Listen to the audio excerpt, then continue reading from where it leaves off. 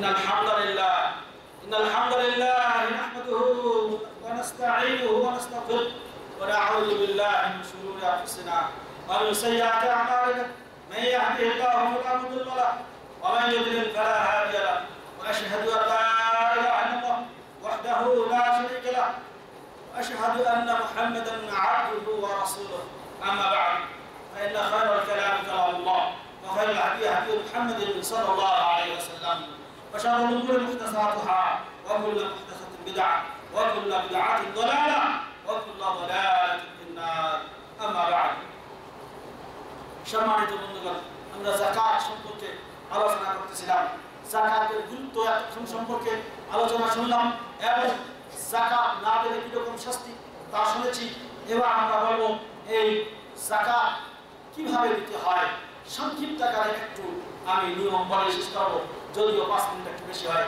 ইনশাআল্লাহ সম্মানিত বন্ধুগণ যাকাত দেওয়ার পদ্ধতি কি যাকাত কোন কোন সম্পদে দিতে হবে আপনাকে আমাকে জানতে হবে কয়েক শ্রেণীর সম্পদ যেগুলি আপনাকে যাকাত দিতে হবে এক নম্বর হলো স্বর্ণের যাকাত দ্বিতীয় নম্বর হলো রৌপ্যের যাকাত তৃতীয় নম্বর হলো যে এই আপনার সাধারণ অর্থ যেগুলি আছে অর্থ সম্পদ টাকা পয়সার যাকাত আরেকটি হলো যে আরেকটি হলো পশু যাকাত আরেকটি হলো ফসলের যাকাত আরেকটি হলো আপনার যদি যেটাকে কাঞ্জ বলা হয় অর্থাৎ সেই আপনার খনিজ সম্পদ যেগুলো আছে এইগুলোর যাকাত এই কোন জিনিসের কিভাবে যাকাত দিতে হয় সংক্ষিপ্ত একটি নিয়ম আমি বলে দেই সেটা হলো স্বর্ণ যদি কারো কাছে 7.5 ভরি হয় 7.5 ভরি অর্থাৎ আপনার কাছে প্রায় 85 গ্রাম স্বর্ণ কত গ্রাম 85 গ্রাম স্বর্ণ যদি আপনার থাকে এবং এটার উপর একটি বছর অতিবাহিত হয় তাহলে ওই সম্পদের ওই 85 গ্রাম স্বর্ণের যাকাত আদায় করতে হবে এখন কোন লোকের কাছে যদি 85 গ্রাম স্বর্ণ না থাকে তাহলে তার যাকাত দিতে হবে না সাথে সাথে আরেকটি কথা সেটি হলো এই অনেক মাহমুদের ব্যবহৃত স্বর্ণ আছে সেটাও যদি 85 গ্রামের মতো হয় সেটারও যাকাত আদায় করাই হলো উত্তম কিন্তু তা কমে যদি হয় যাকাত দেওয়া লাগবে না তারপরও এমনি সদকা করা উত্তম যেহেতু রাসূলুল্লাহ সাল্লাল্লাহু আলাইহি ওয়াসাল্লামের কাছে একদিন এক মহিলা এসেছিল তার এক মেয়ে ছিল তার সাথে ছিল যে 2টি চুড়ি তার হাতে ছিল এমন সময় আল্লাহর নবী তাকে বললেন স্বর্ণের চুড়ি যে তুমি কি এর যাকাত আদায় করো তিনি বলেছিলেন না করি না আল্লাহর নবী বললেন তুমি কি পছন্দ করো আয়াসুদকে হ্যাঁ তুমি কি পছন্দ করো যে কিয়ামতের দিনে আল্লাহ তোমার হাতে স্বর্ণের আর মানে আগুনের চুরি পরিয়ে দেবেন নাকি পছন্দ করো তখন তিনি বলছেন না করি না তখন তিনি ওইটা খুলে বলছিলেন যে হাযা লিল্লাহি আযজা ওয়া জাল ওয়া রাসূলি এটা আল্লাহ এবং তার রাসূলের জন্য আমি দিয়ে দিলাম অর্থাৎ এটা ছিল ব্যবহৃত স্বর্ণ তারপরে তার যাকাত তিনি কি আদায় করতে বলেছিলেন এই জন্য করে যদি ব্যবহৃত স্বর্ণ সামান্য হলে দরকার নেই কিন্তু যদি বেশি পরিমাণ হয় এরকম তাহলে অবশ্যই আপনার তার যাকাত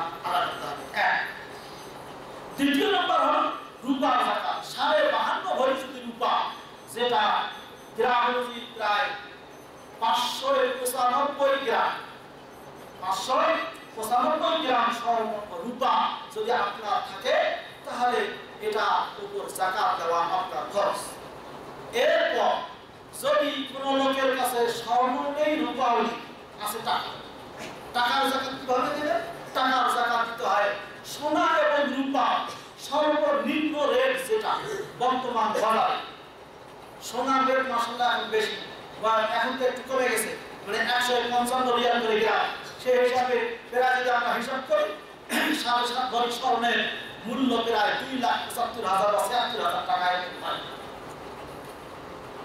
আর যদি রূপার বাজার ধরি কারণ দুইটার সর্বনিম্ন বাজার সেটা ধরতে হবে সর্বনিম্ন বাজার হলো রূপা বর্তমানে রূপার বাজার প্রায় 3.5 থেকে 4 রিয়াল করে 1 গ্রাম রূপা 595 গ্রাম রূপা মূল্য বাংলাদেশি টাকায় প্রায় আসবে 41 থেকে 46,000 টাকা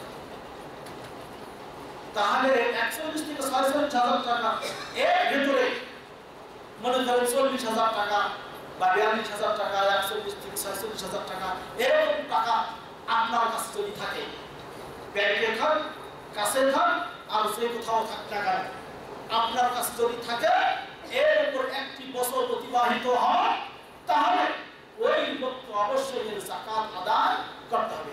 41,000 টাকা কত রিয়াল প্রায়? 10,000 রিয়াল, তাই না? এরকম মানে 2,000 রিয়াল প্রায়।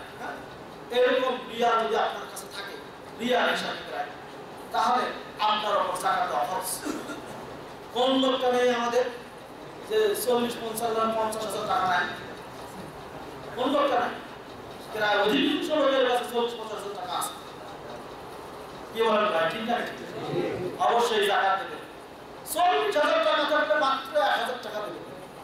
1,000 টাকা আল্লাহর রাস্তায় দেবেন, 39,000 টাকা। এরকম 1 লাখ যদি থাকে তাহলে 2,500 টাকা। 2 লাখ থাকলে 50,000 মানে 5,000 টাকা। এরকম যত লাখ থাকবে কত আড়াই আপনি যোগ করবেন, ধরে ওই টাকাটা বের করবেন। যদি না দেন এই টাকাটা, তাহলে কিন্তু এটাই বড় বড় সাপ হয়ে আপনাকে সবল করবে, প্রেসিডেন্ট হবে, আপনাকে বলবে আনা কাজুকা আনা মাল। আপনার ওই সম্পদগুলিকে আগুনের পাত তৈরি করে আপনাকে সেট করা হবে। আল্লাহু আকবার। এই কষ্ট আপনি পাবেন, খবরদার করতে চাই না, করতে চাই না আমরা কেউ, এবং এটা ঠিকও না, বরং আপনার আমার উচিত এই মালের যাকাত আদায় করা। সম্মানিত বন্ধুগণ, এরপর পশুর যাকাত এরকম অনেক রয়েছে। উটের ক্ষেত্রে কারণ 5টা উট থাকে, হ্যাঁ, এরকম করে তার ওই যাকাত দিতে হবে। তারপর ছাগল যদি 40টা হয় যাকাত দিতে হবে। এরকম নির্ধারিত বিধান রয়েছে। 25টি গরু হলে তার মধ্যে যাকাত দিতে হবে। তা এগুলির নিসাব পশুর হিসাবটার থেকে আপনারা জেনে নিতে পারবেন। কিন্তু আরেকটি জিনিস যেটা খুবই গুরুত্বপূর্ণ, সেটা হলো ফসলের যাকাত। ফসল প্রত্যেকবার ফসল আসার পর 1 বছর অপেক্ষা করা লাগবে না। ফসল আসলে আপনার কাছে যদি 650 গ্রাম মানে 650 কেজি 650 কেজি আপনি ধান পান, গম পান, যা কিছু সম্পদ যদি আপনি পান, এই 650 কেজি যদি হয়, সেটা যদি আল্লাহর দেয়া পানি দিয়ে হয়, তাহলে যেটাকে বলা হয় আমাদের দেশে মন হিসাবে 20 মনে আপনার মানে 1 মন দিতে হবে। যদি আল্লাহ 20 মনে 1 মন দিতে হবে, ওই সময় যদি আপনি সেচকৃত পানি দিয়ে হয়, মানে আপনি টিউবওয়েল অমুক থেকে পানি সেচ করিয়ে ফসল আবাদ করেছেন, এই ক্ষেত্রে আপনাকে 20 মনে 1 মন দিতে হবে। আর যদি আল্লাহর দেয়া পানি দেওয়া হয়, অর্থাৎ পানি তো সবাই আল্লাহ, কিন্তু বৃষ্টির পানি, বন্যার পানি এমনি অত কষ্ট করতে হয় না, এরকম পানি দেওয়া হলে প্রত্যেক 10 মনে 1 মন, প্রত্যেক 10 মনে 1 মন। কখন? যদি এমনি আল্লাহ দেওয়া পানি দেওয়া হয়। আর যদি আপনি পানি কিনিয়ে তারপরে নিয়েছেন, ওটা আল্লাহর পানি, কিন্তু আপনি ক্রয় করে টিউবওয়েলের মাধ্যমে দিয়েছেন, তাহলে 20 মনে 1 মন, তাহলে তো আল্লাহ জুলুম করে নেবে। আল্লাহ আপনাকে আমাকে সুযোগ দিয়েছে। তাহলে আসুন এই ফসলের ক্ষেত্রে প্রত্যেকবার ফসল উৎপাদন করে দিতে হবে। অনেক লোককে আমি দেখেছি মন কাপড় 500 মন 600 মন করে ধান পায়। যদি যাকাত নিতে যায় অনেকে, তখন দেয় 5 কেজি। আবার দেয় কোন ধানটা যেটাতে সিটা আছে, সিটা মানে যেটা পাতা, এরকম ধান দেয়। আল্লাহু আকবার। এত কি কোনটা খবরদার হইবে না সম্মানিত বন্ধুগণ। আর যেটা আপনার খনিজ সম্পদ, সেটা মানে 5 ভাগের 1 ভাগ দিতে হবে, পঞ্চমাংশ দিতে হবে রেখাস থেকে। সম্মানিত বন্ধুগণ, এই হলো যাকাতের সংক্ষিপ্ত রূপরেখা। এবং যাকাত ছাড়াও আরো কিছু দান খয়রাত রয়েছে, যেটা হলো সদকাতুল ফিতর।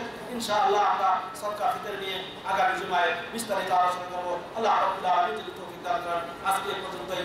মালের যাকাত অবশ্যই আপনারা আদায় করবেন।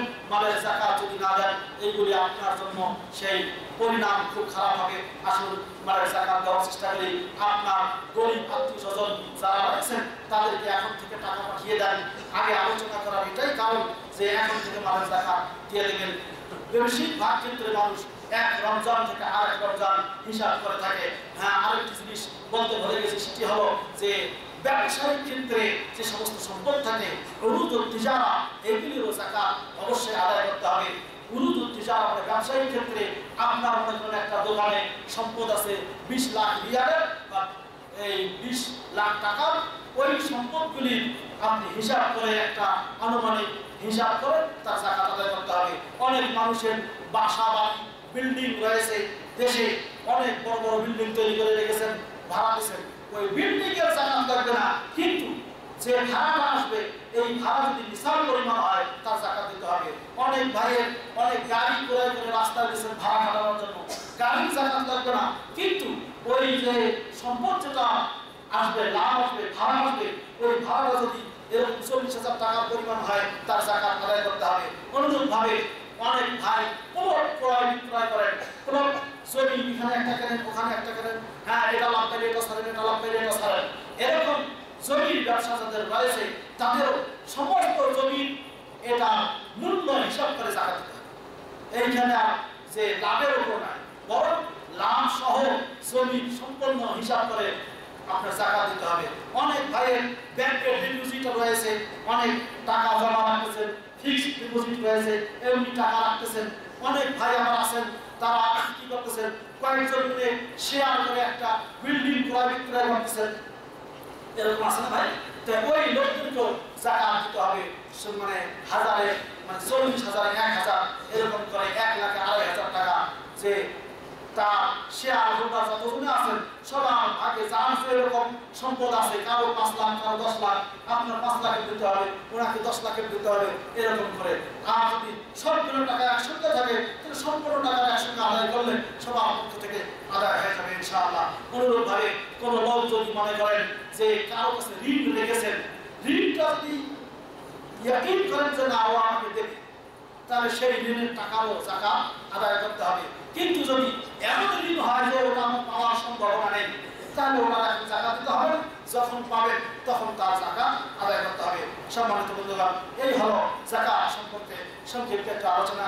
বিস্তারিত অনেক আলোচনা আছে, যাকাতের চ্যাপ্টার অনেক বিশাল, কাজে আমরা পরবর্তীতে আবার আলোচনা করবো ফকির, মিসকিন, গরিব এবং যাকাত উসুলকারী আর যারা ঋণগ্রস্ত আল্লাহর পথে, এইগুলি ক্ষেত্রে আপনাকে যাকাত মানে 8 শ্রেণীর মানুষকে যাকাত দেওয়া যাবে। 8 শ্রেণীর মানুষকে যাকাত দিতে হয়। এই 8 শ্রেণীর মানুষকে আপনারা যাকাত দেওয়ার চেষ্টা করবেন। সূরা তাওবা 60 নম্বর আয়াতে উল্লেখ আছে, আপনারা দেখে নেবেন। আল্লাহ রাব্বুল আলামিন আমাদেরকে যাকাত আদায় করার তৌফিক দান করুন, আমিন। আল্লাহ রাব্বুল আলামিন আমাদেরকে ইহকাল এবং পরকালে মঙ্গল দান করুন, আমিন। আল্লাহ রাব্বুল আলামিনের কাছে দোয়া করি, আল্লাহ তুমি আমাদের জীবনের গুনাহ اللهم تقبل صيامنا، اللهم تقبل قيامنا يا ارحم الراحمين يا ذا الجلال والاكرام. اللهم اعز الاسلام والمسلمين واذل الشرك والمشركين ودمر اعداءك واعداء الدين وانصر عبادك الموحدين يا ارحم الراحمين. ربنا لا تزغ قلوبنا بعد إذ هديتنا وهب لنا من لدنك رحمة انك انت الوهاب.